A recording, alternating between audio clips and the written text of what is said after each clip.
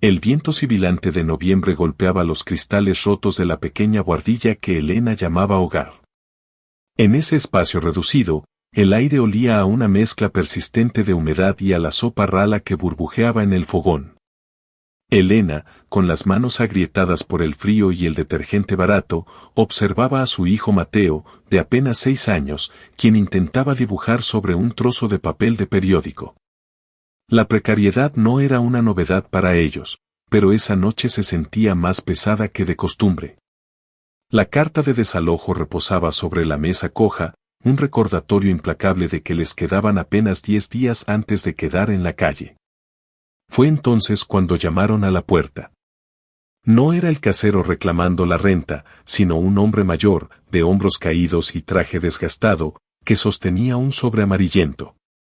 Era el abogado de su tía abuela Elvira, una mujer a la que Elena solo recordaba vagamente como una figura severa rodeada de ovillos de lana. La señora Elvira ha fallecido, dijo el hombre con una voz que parecía salir de un pozo. En su testamento, fue muy específica. Sus propiedades inmobiliarias y sus ahorros fueron destinados a la caridad. Para usted, su única sobrina viva, dejó esto. El hombre se apartó para revelar lo que 2 mozos de mudanza cargaban con esfuerzo, una máquina de coser Singer de principios del siglo XX, montada sobre un pesado mueble de madera de nogal y hierro forjado. Estaba cubierta por una lona grisácea y llena de telarañas. ¿Eso es todo?, susurró Elena, sintiendo que un nudo de decepción y amargura le apretaba la garganta. Eso es todo, señora, respondió el abogado antes de retirarse, dejando tras de sí el eco de sus pasos y un mueble viejo que ocupaba casi la mitad de la habitación. Cuando los hombres se fueron, Elena se desplomó en la única silla entera de la cocina. Había esperado un milagro, una pequeña suma de dinero, algo que le permitiera pagar los meses atrasados y comprarle botas nuevas a Mateo. En cambio, tenía frente a ella un montón de chatarra y madera carcomida. La ironía era cruel, su tía Elvira siempre la había criticado por no saber ganarse la vida con las manos, y ahora, desde el más allá, le enviaba una herramienta que Elena ni siquiera sabía usar. Mateo se acercó a la máquina con curiosidad infantil. Con sus dedos pequeños, retiró la lona. El polvo se levantó en una danza dorada bajo la luz de la única bombilla que colgaba del techo. «Es bonita, mamá», dijo el niño, pasando la mano por la rueda de hierro. «Es un estorbo, Mateo», respondió ella, aunque sin dureza. Se levantó y caminó hacia el mueble. Al observarla de cerca, Elena notó que no era una máquina común. La madera del mueble tenía intrincados tallados de flores de loto y vides que parecían retorcerse con vida propia. El pedal de hierro, desgastado por décadas de uso, conservaba un brillo plateado en el centro. Elena se sentó frente a ella y, por un impulso que no supo explicar, puso el pie en el pedal. El mecanismo estaba trabado, oxidado por el abandono. «Ni siquiera funciona», murmuró. Sin embargo, al intentar abrir uno de los pequeños cajones laterales, notó que estaba atascado. No era solo la humedad, parecía haber algo bloqueando el cierre desde el interior. Elena buscó un cuchillo de cocina y, con cuidado, hizo palanca. La madera crujió, un sonido seco que pareció resonar en todo el edificio. Cuando el cajón finalmente cedió, no encontró hilos, ni agujas, ni bobinas. En su lugar, el compartimento estaba lleno de cartas antiguas atadas con una cinta de seda roja y un pequeño frasco de vidrio oscuro, sellado con cera. Pero lo que más llamó su atención no fue el frasco, sino el fondo del cajón. Al vaciarlo, se dio cuenta de que el mueble tenía un doble fondo, una hendidura apenas perceptible donde asomaba el borde de algo metálico y frío. Con el corazón latiéndole con fuerza, Elena introdujo los dedos en la ranura. No era dinero, ni joyas. Era una llave de bronce, de diseño complejo, y una nota escrita con una caligrafía temblorosa pero elegante que decía: «La costura más importante no es la que une la tela, sino la que repara el destino. Busca el hilo de oro, Elena». Esa noche, mientras Mateo dormía, Elena se quedó despierta mirando la máquina. El frío parecía haber retrocedido un poco, como si el mueble emanara un calor residual. No sabía qué significaba la nota, ni qué abría esa llave, pero por primera vez en meses, la desesperación que le oprimía el pecho dio paso a una chispa de curiosidad. No era el rescate financiero que esperaba, pero la mirada de la tía Elvira parecía observarla desde las sombras de la madera, desafiándola a descubrir que se escondía realmente tras aquel regalo aparentemente inútil. La mañana siguiente llegó con un sol pálido que apenas lograba calentar la buhardilla. Elena no había pegado el ojo en toda la noche. La llave de bronce, que ahora colgaba de un cordel alrededor de su cuello, se sentía inusualmente pesada sobre su pecho. Mientras Mateo desayunaba un trozo de pan seco, ella volvió a sentarse frente a la máquina. El mensaje de su tía Elvira, busca el hilo de oro, se repetía en su mente como un mantra. Examinó cada centímetro del mueble de nogal. Si había un doble fondo en un cajón, era probable que hubiera más compartimentos ocultos. Sus dedos recorrieron las tallas de las flores de loto, buscando alguna irregularidad, un resorte, cualquier cosa. Fue cuando presionó el centro de una de las flores talladas en la base del soporte que escuchó un clic metálico. Una pequeña compuerta en el lateral del mueble se abrió, revelando un espacio cilíndrico. Dentro, envuelto en un paño de terciopelo azul marino, encontró un único carrete de hilo. Pero no era un hilo común. Bajo la luz del día, el material brillaba con una intensidad sobrenatural, parecía estar hecho de luz solar hilada. Al tocarlo, Elena sintió un leve hormigueo en la punta de los dedos, una vibración que subía por su brazo y se instalaba en su corazón, infundiéndole una calma que no había sentido en años. ¿Qué es eso, mamá?, preguntó Mateo, acercándose con los ojos muy abiertos. No lo sé, cariño. Parece especial, respondió ella en un susurro. Decidida a probar la máquina a pesar de su estado, Elena buscó un poco de aceite de cocina para lubricar los engranajes oxidados. Trabajó durante horas, limpiando el polvo acumulado y liberando el mecanismo del pedal. Para su sorpresa, a medida que limpiaba el metal, las piezas parecían encajar con una precisión matemática, como si la máquina estuviera despertando de un largo letargo. Cuando finalmente logró que la rueda girara con suavidad, Elena decidió hacer una prueba. Tomó la vieja chaqueta de Mateo, que tenía un desgarrón enorme en la manga, imposible de remendar con costura normal porque la tela estaba demasiado deshilachada. Enhebró la aguja con un trozo del hilo de oro y comenzó a pedalear.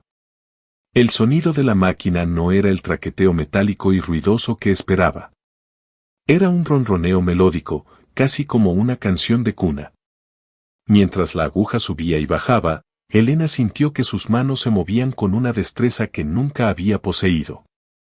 El hilo de oro parecía guiarse solo, entrelazándose con las fibras gastadas de la chaqueta. Lo que sucedió a continuación la dejó sin aliento.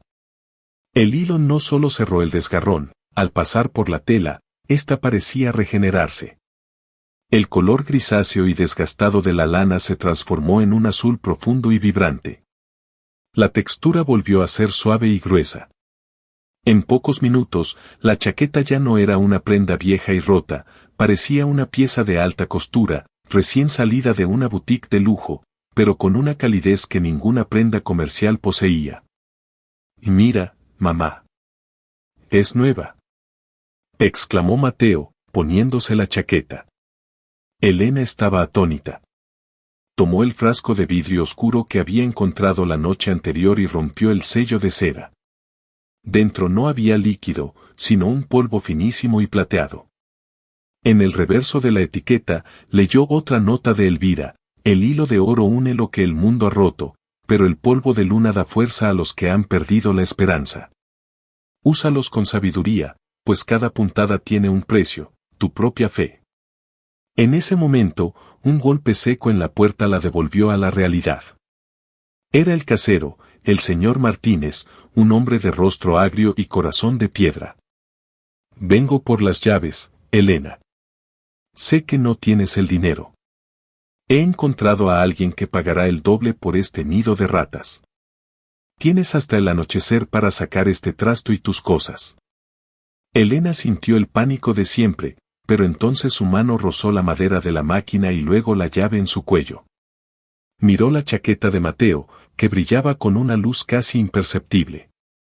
No me voy a ir, señor Martínez, dijo ella con una firmeza que la sorprendió a sí misma. Le pagaré cada céntimo que le debo. Solo necesito 3 días. ¿3 días? ¿Y de dónde vas a sacar el dinero? ¿Cosiendo trapos viejos? Se burló el hombre, mirando con desprecio la máquina. Tengo algo que nadie más tiene, respondió Elena, manteniendo la mirada. Si en 3 días no tengo el dinero, me iré sin protestar. Pero si lo consigo, me dejará tranquila por 1 año. El casero, intrigado por el cambio de actitud de la mujer y codicioso por naturaleza, aceptó el trato con una sonrisa cínica. Al cerrar la puerta, Elena se dio cuenta de la magnitud de su apuesta. Tenía un carrete de hilo mágico, una máquina que cantaba y 3 días para salvar su futuro. Pero, ¿quién compraría lo que ella podía crear? ¿Y cuál era el verdadero secreto de esa llave de bronce que aún no encontraba su cerradura? El desafío estaba aceptado, pero el peso de la realidad cayó sobre los hombros de Elena en cuanto el eco de los pasos del casero se desvaneció. Tenía la máquina, tenía el hilo de oro y el polvo de luna, pero carecía de telas dignas de tal magia. Miró a su alrededor, su armario estaba vacío, salvo por un par de sábanas viejas y un abrigo raído que había pertenecido a su madre. No es suficiente, susurró, sintiendo que el tiempo se le escapaba entre los dedos.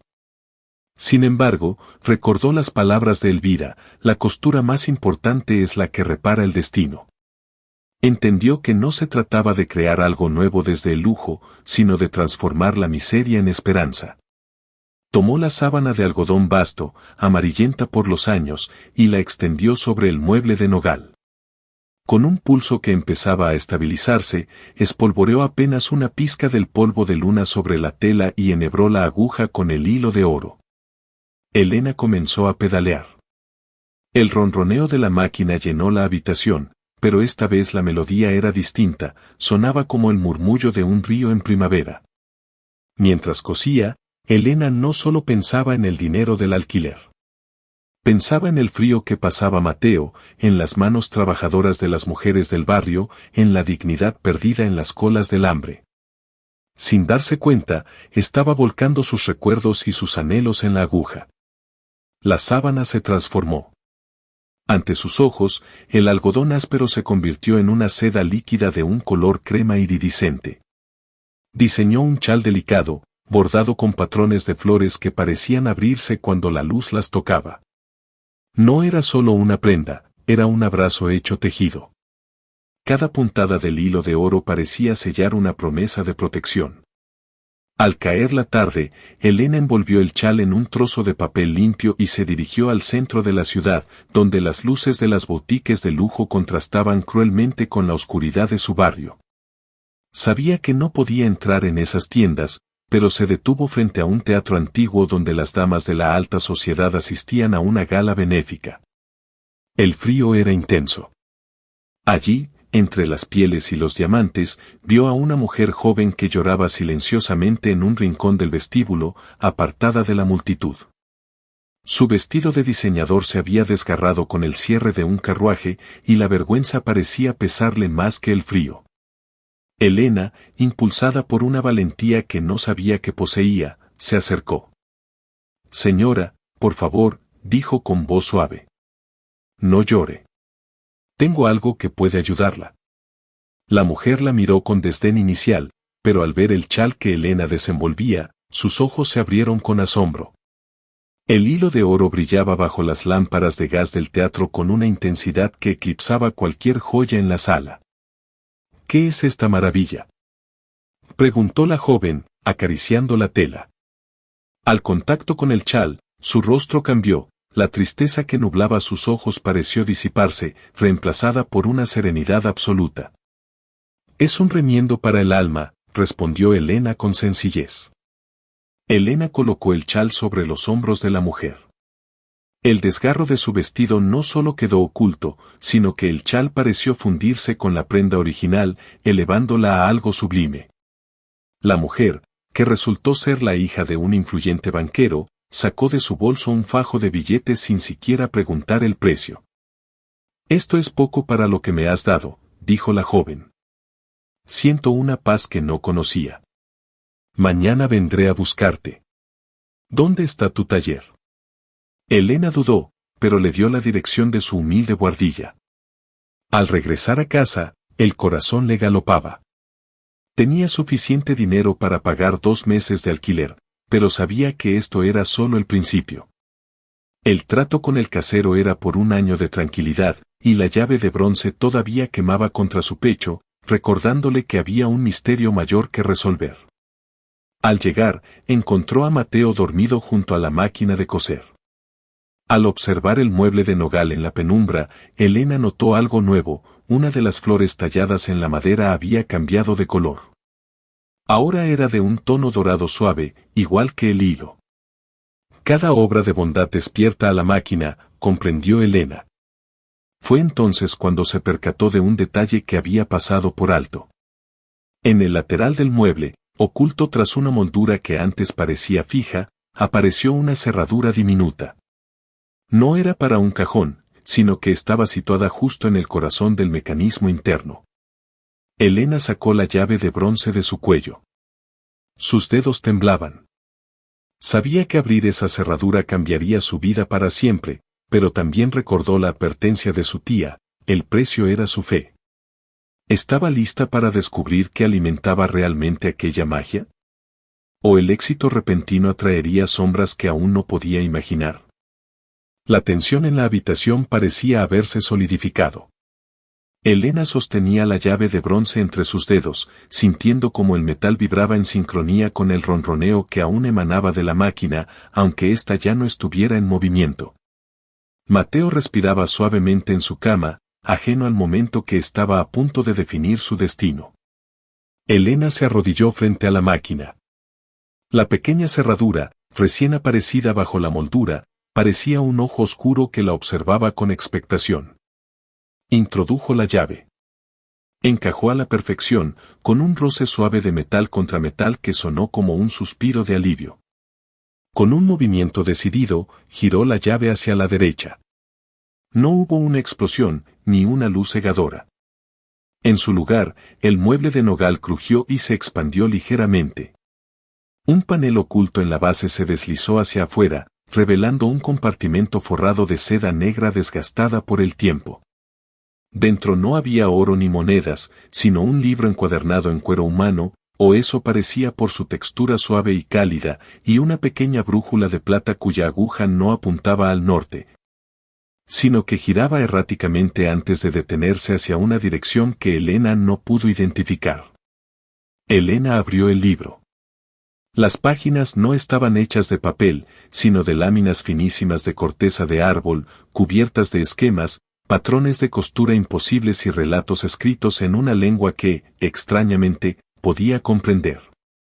«El libro de las hebras perdidas», susurró, leyendo el título en la primera página. El libro explicaba la verdadera naturaleza de la herencia de Elvira. La máquina de coser no era un objeto mundano bendecido con magia, era un ancla entre el mundo de lo tangible y el plano de las emociones no resueltas. El hilo de oro era, en realidad, voluntad pura materializada, y el polvo de luna era memoria sanadora. Aquella máquina había pertenecido a una estirpe de mujeres que, a lo largo de los siglos, habían reparado las grietas del mundo, una costura a la vez. Pero había una advertencia en letras rojas, grabada con una intensidad que parecía quemar la corteza: aquel que cose con el hilo de oro atrae la mirada de los descosidos. Lo que se une con luz, la envidia busca desatarlo. Elena cerró el libro de golpe al oír un crujido en el pasillo. La puerta de la buhardilla, que siempre había sido endeble, se estremeció bajo un golpe violento. No era el señor Martínez. No era una visita amistosa. «Sé que está ahí», dijo una voz rasposa, una voz que sonaba como el roce de 2 piedras secas. Sé que ella te la dio. La máquina de Elvira no pertenece a una simple costurera de barrio. Elena se levantó, protegiendo con su cuerpo el mueble y la cama de su hijo. La puerta se abrió lentamente, revelando a un hombre alto, extremadamente delgado, vestido con un abrigo negro que parecía hecho de sombras. Sus ojos eran de un gris ceniza, carentes de cualquier brillo humano. Se hacía llamar Julián, un coleccionista de rarezas que había perseguido a la tía Elvira durante décadas. Vengo por lo que es mío por derecho de antigüedad, dijo Julián, entrando en la habitación sin invitación. Sus ojos se fijaron en la máquina y luego en la llave que Elena aún apretaba en su mano. Ese hilo es un desperdicio en tus manos. Solo estás remendando chaquetas de niños y chales para aristócratas aburridas. Yo puedo coser las sombras mismas. Puedo reescribir la historia. Mi tía me la dejó a mí, dijo Elena, tratando de que su voz no temblara. Ella sabía que tú no la usarías para sanar, sino para desgarrar. Julián soltó una carcajada seca. Sanar es un concepto de débiles, Elena. Entrégame la llave y el carrete, y te daré suficiente dinero para que tú y ese niño viváis como reyes en cualquier ciudad del mundo. Si te niegas, te quitaré hasta el aire que respiras. Elena miró a Mateo, que empezaba a removerse en sueños, y luego a la máquina. Recordó el chal que había hecho esa tarde, la paz que había visto en los ojos de la joven banquera. Entendió que si entregaba la máquina, no solo perdía su sustento, sino que entregaba una herramienta de luz a alguien que solo conocía la oscuridad. No está en venta, respondió ella con una resolución de acero. Julián entornó los ojos. Por un momento, las sombras de su abrigo parecieron estirarse por el suelo, como dedos negros que buscaban los pies de la máquina. Pero al tocar la madera de nogal, una chispa dorada saltó del mueble, quemando las sombras y obligando al hombre a retroceder con un grito de rabia. Has elegido el camino difícil, siseó Julián. Disfruta de tu pequeña victoria. Mañana, el mundo empezará a deshilacharse a tu alrededor. Veremos cuánto dura tu fe cuando lo que ames empiece a romperse. El hombre desapareció en la penumbra del pasillo tan rápido como había llegado, dejando tras de sí un olor a ozono y a tela quemada. Elena se dejó caer al suelo, abrazando sus rodillas. El peligro ya no era solo el desalojo o la pobreza, ahora se enfrentaba a algo antiguo y malévolo. Abrió la brújula de plata que había encontrado en el compartimento secreto. La aguja se estabilizó y señaló directamente hacia la máquina. Elena comprendió, la máquina no solo era el premio, era también su único escudo. Pero para protegerse, tendría que aprender los secretos del libro de las hebras perdidas antes de que amaneciera. El enfrentamiento con Julián había dejado un rastro de escarcha negra en el umbral de la puerta. Elena sabía que no podía permitirse el lujo del miedo. El reloj de pared marcaba las 2 de la mañana, el tiempo se estiraba como un chicle antes de romperse. Con las manos aún temblorosas, volvió a abrir el libro de las hebras perdidas en busca de una defensa, algo que pudiera proteger a Mateo de las sombras que prometían regresar. Sus ojos se detuvieron en una página donde el dibujo de un manto estrellado parecía moverse bajo la luz de la vela. El encabezado rezaba, el velo de la invisibilidad cotidiana. No era una prenda para desaparecer físicamente, sino para ser ignorado por el mal, para que los ojos de los descosidos pasaran de largo sin percibir la presencia del portador. Esto es lo que necesito, murmuró Elena. Pero los materiales eran desalentadores. Para confeccionar el velo, no bastaba con el hilo de oro. El libro pedía un retazo de inocencia y la firmeza de una promesa. Elena miró a Mateo. Se acercó a su cama y, con una delicadeza infinita, cortó un pequeño mechón de su cabello castaño y claro. Luego, tomó su propio anillo de bodas, el único objeto de valor material y sentimental que conservaba de un pasado que prefería olvidar, y lo colocó sobre el mueble de la máquina. Te prometo, hijo mío, que nunca más pasarás frío ni miedo, juró en voz alta. Al pronunciar estas palabras, el anillo de plata comenzó a derretirse sobre la madera de nogal, transformándose en una pátina plateada que fue absorbida por la aguja de la Singer. Elena enhebró la máquina mezclando el hilo de oro con el cabello de Mateo. Era una costura de una complejidad técnica aterradora, la aguja debía moverse al ritmo de los latidos de su propio corazón. Comenzó a pedalear. El sonido de la máquina cambió de nuevo. Ya no era un río ni una canción de cuna, ahora era un latido rítmico, un bum bum profundo que hacía vibrar el suelo de la buhardilla. Elena sentía que cada puntada le robaba un poco de su propia energía vital. El sudor le perlaba la frente y su vista empezaba a nublarse, pero no se detuvo. Mientras cosía una manta pequeña para Mateo, el polvo de luna que había esparcido sobre la tela de lino común empezó a reaccionar. La manta comenzó a absorber la oscuridad de la habitación, volviéndose de un color que no era negro, sino el vacío mismo entre las estrellas. De repente, la aguja se detuvo en seco. Se había producido un nudo. Elena intentó tirar, pero el hilo de oro se tensó hasta el punto de cortarle la piel de los dedos. Una gota de su sangre cayó sobre la tela. En ese instante, la buhardilla pareció expandirse. Las paredes desaparecieron y Elena se vio a sí misma en un páramo gris, frente a una versión gigantesca y distorsionada de la máquina de coser. Allí, sentada al otro lado, estaba una figura encapuchada, la esencia misma de la tía Elvira, o quizás un guardián del libro. La sangre sella el contrato, Elena, dijo la figura con una voz que eran 1000 susurros. Estás creando algo que protege, pero para que el velo funcione, alguien debe ser visto. Para que Mateo sea invisible al mal, tú deberás ser el faro que lo atraiga. ¿Estás dispuesta a ser la presa para que él sea la sombra? Elena no dudó. La maternidad le había dado una fuerza que ninguna magia podría igualar. Que así sea, sentenció. El páramo desapareció y Elena regresó a la realidad del taller. La manta estaba terminada. Brillaba con un fulgor gélido antes de apagarse y parecer, a simple vista, una manta de lana vieja y corriente. Elena caminó hacia la cama de Mateo y lo cubrió. En cuanto la tela tocó el cuerpo del niño, su figura pareció difuminarse, volviéndose indistinguible de las sombras naturales del rincón. Estaba a salvo. Pero el precio se cobró de inmediato. Afuera, en la calle, se escuchó un alarido inhumano. Las sombras de Julián habían encontrado su rastro, pero no apuntaban a la habitación, sino a Elena. Ella se sintió como un punto de luz incandescente en medio de un océano de oscuridad. De repente, un sobre se deslizó por debajo de la puerta. Elena lo recogió con los dedos vendados. No era de Julián, ni del casero. El sobre tenía el sello de la Casa Real del país.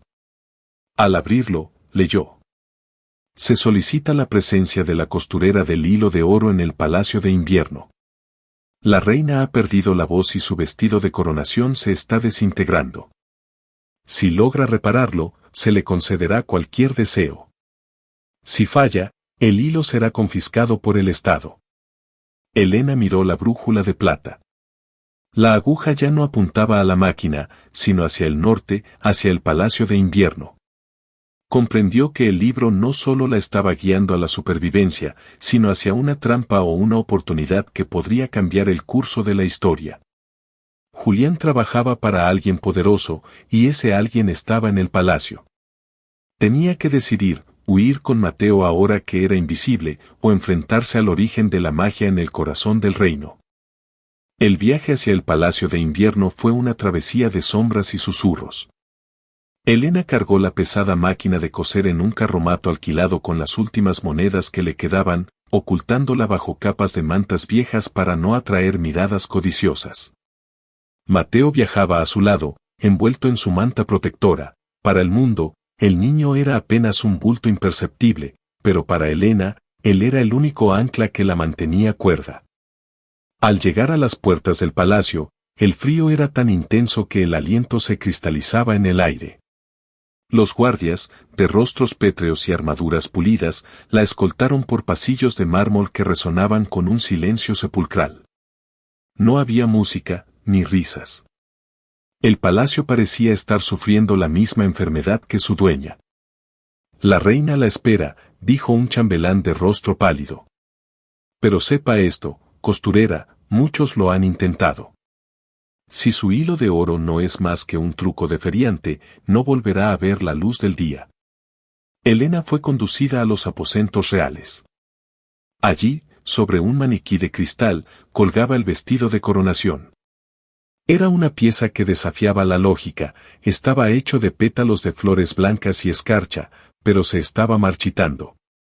Los pétalos caían al suelo convertidos en ceniza negra, y el tejido se deshilachaba como si una mano invisible estuviera tirando de los hilos del tiempo. En el rincón, sentada en un trono de terciopelo, la reina observaba con ojos vacíos. No hablaba, su garganta estaba marcada por una cicatriz oscura que palpitaba al ritmo de la desintegración del vestido. Helena instaló su máquina de coser en el centro de la habitación. Al destaparla, el brillo del nogal y el hierro forjado pareció incomodar a las sombras que acechaban en las esquinas. Sacó el carrete de hilo de oro y el libro de su tía. No es el vestido lo que está roto, murmuró Helena para sí misma, consultando las páginas del libro de las hebras perdidas. Es el juramento de la corona. El libro revelaba una verdad amarga. La reina había entregado su voz a cambio de poder, y ese pacto, sellado con magia oscura, estaba consumiendo ahora su realidad. Julián, el hombre de las sombras, no era un simple coleccionista, era el tejedor de ese pacto, y estaba allí, oculto tras las cortinas de seda, esperando que Helena fallara. Empieza, ordenó una voz desde las sombras. Era Julián, que emergió con una sonrisa depredadora. El hilo de oro contra la entropía del alma. Veamos quién tiene más fuerza. Helena comenzó a pedalear. La máquina Singer emitió un sonido vibrante, un acorde mayor que llenó la estancia. Ella no buscó reparar los pétalos marchitos, en su lugar, comenzó a coser directamente sobre la cicatriz en el cuello de la reina, sin tocar su piel, capturando el aire que la rodeaba. Con cada puntada, el hilo de oro extraía la oscuridad de la garganta de la monarca, transformándola en un bordado brillante que se extendía hacia el vestido. El esfuerzo fue sobrehumano. Helena sentía que sus propios pulmones se colapsaban. El polvo de luna que esparció sobre el vestido comenzó a brillar, revelando los rostros de aquellos que la reina había traicionado para obtener el trono. La costura no era un adorno, era una confesión. «Detente», gritó Julián, lanzando una ráfaga de hilos negros que buscaban enredarse en las ruedas de la máquina. Pero la brújula de plata de Helena, colocada sobre el mueble, creó un campo de fuerza que rechazó el ataque. Helena no se detuvo hasta que el último centímetro de hilo de oro se agotó. El vestido de coronación ya no era de flores marchitas, ahora era una armadura de luz pura, grabada con la historia de un pueblo que exigía justicia. La reina soltó un grito desgarrador, y de su boca brotó una nube de sombras que se disipó al contacto con el hilo de oro. Recuperó el aliento y, por primera vez en años, habló. «Gracias», dijo la reina, su voz aún débil pero clara. «Has reparado lo que mi ambición rompió». Julián, al ver su pacto destruido, retrocedió hacia el balcón. «Esto no ha terminado, Helena. Has usado todo tu hilo. Ahora solo tienes una máquina vieja y un hijo que no puedes proteger para siempre». «Te equivocas», respondió Helena, levantándose con una dignidad que eclipsaba la de la propia reina. «Tengo la llave». En ese momento, la llave de bronce alrededor de su cuello comenzó a brillar intensamente. La máquina de coser empezó a transformarse, sus engranajes se reconfiguraron y la madera de nogal se abrió para revelar el último y más grande secreto de la tía Elvira. No era un arma, ni más hilo. Era un mapa que conducía al origen mismo de la magia, un lugar donde el destino podía ser reescrito no solo por la costura, sino por la voluntad. Sin embargo, la alegría duró poco. Al girarse hacia Mateo, Elena vio que la manta de invisibilidad había caído al suelo. Julián no se había ido solo. En un último acto de venganza, había logrado sembrar una semilla de sombra en el corazón del niño. Mateo estaba de pie, con los ojos nublados por la misma ceniza negra que antes cubría el vestido. Para salvarlo, dijo la reina con tristeza, deberás viajar al lugar donde los hilos nacen. Pero el camino es de ida y no hay retorno para quienes no poseen un corazón puro. El palacio de invierno se sentía ahora como una jaula de cristal frío. Elena sostenía a Mateo entre sus brazos, pero el niño no era más que un cuerpo tibio cuya alma parecía haberse retirado a un rincón inalcanzable. Sus ojos, antes llenos de la curiosidad de la infancia, estaban cubiertos por una película de obsidiana. La sombra de Julián no solo lo había tocado, había empezado a deshilachar su esencia. El mapa, susurró Elena, mirando los grabados que habían surgido de la máquina de coser. El origen no es un lugar físico, es un estado de sacrificio. La reina, conmovida por la entrega de la mujer que la había salvado, puso a su disposición sus mejores caballos, pero Elena sabía que la máquina Singer debía ir con ella. Aquel mueble de nogal era el único vehículo capaz de cruzar la frontera entre lo real y lo eterno.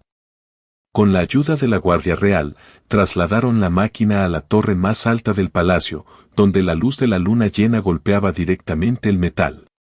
Según el libro de las hebras perdidas, el origen de los hilos se encontraba en el vórtice del tiempo suspendido. Para abrir el portal, Elena debía usar la llave de bronce por última vez, no en la cerradura lateral, sino en el centro mismo de la aguja. Al girar la llave, el espacio alrededor de la máquina comenzó a plegarse. El frío del invierno desapareció, reemplazado por un silencio cósmico. De repente, Elena y Mateo se encontraron en una llanura infinita donde el cielo y el suelo estaban hechos de hilos de luz entrelazados. Era el gran telar del mundo. Bienvenida, costurera, resonó una voz que no venía de ninguna parte y de todas a la vez. No era la tía Elvira, sino la conciencia colectiva de todas las que habían usado la máquina antes que ella. Frente a ella apareció Julián, pero ya no era un hombre. Se había convertido en una entidad de hilos negros y nudos apretados, una representación de todo lo que se pudre cuando no se repara a tiempo. Aquí no hay reyes ni leyes, Elena, siseó la entidad. Aquí solo hay deuda. Para que el niño recupere su hilo, tú debes entregar el tuyo. El equilibrio exige que el tejedor se convierta en la tela. Elena miró a su hijo. No hubo duda, solo una paz absoluta. Se sentó frente a la máquina, que aquí brillaba con un fuego blanco. No voy a luchar contra ti con odio, Julián, dijo Elena, cuyas manos ahora se movían con una velocidad divina. Voy a incluirte en el diseño. Elena comenzó a coser el aire mismo. Utilizó los hilos negros de Julián y los entrelazó con los hilos de luz del telar. Fue una labor de perdón absoluto. Con cada puntada, absorbía la oscuridad del corazón de su hijo y la transformaba, a través de su propio dolor, en una nueva forma de belleza, una cicatriz de oro. La máquina trabajaba a una velocidad frenética. El mueble de nogal empezó a desintegrarse, convirtiéndose en pétalos de luz que envolvieron a Mateo. El niño exhaló una nube negra que, al ser atrapada por la aguja de Elena, se convirtió en una mariposa de seda que voló hacia el infinito. No. Gritó Julián, mientras su propia forma era absorbida por la costura perfecta de Elena. No puedes borrar la sombra. No la borro, respondió ella con lágrimas en los ojos. La integro para que no vuelva a dañar a nadie. Un destello cegador consumió el telar. Cuando Elena abrió los ojos, ya no estaba en la llanura de hilos, ni en la torre del palacio. Estaba de vuelta en su pequeña y humilde buhardilla. El sol de la mañana entraba por la ventana, pero ya no se sentía frío. La carta de desalojo seguía sobre la mesa, pero alguien había escrito sobre ella con letras doradas, pagado a perpetuidad. A su lado, la máquina de coser Singer descansaba, silenciosa. Ya no brillaba, ya no emitía música. Parecía, finalmente, una simple máquina vieja. Mateo estaba sentado en el suelo, jugando con un carrete de hilo común, con los ojos claros y llenos de vida. «Mamá, he tenido un sueño precioso», dijo el niño, abrazándola. «Soñé que volábamos sobre hilos de colores». Elena lo estrechó contra su pecho, sintiendo el latido fuerte y sano de su hijo. Al mirar su mano, notó que en su dedo anular había una fina marca, una línea dorada que rodeaba su piel como un anillo permanente. La tía Elvira no le había dado dinero, ni una joya, ni una solución fácil. Le había dado la herramienta para descubrir que ella misma era el hilo más fuerte de su propio destino. Elena se levantó y abrió la ventana. El barrio ya no parecía un lugar de miseria, sino un lienzo lleno de posibilidades. En el cajón de la máquina, que ahora se abría con suavidad, encontró una última nota de su tía: «Has terminado tu primera obra, Elena. Ahora, enseña a otros a remendar sus vidas».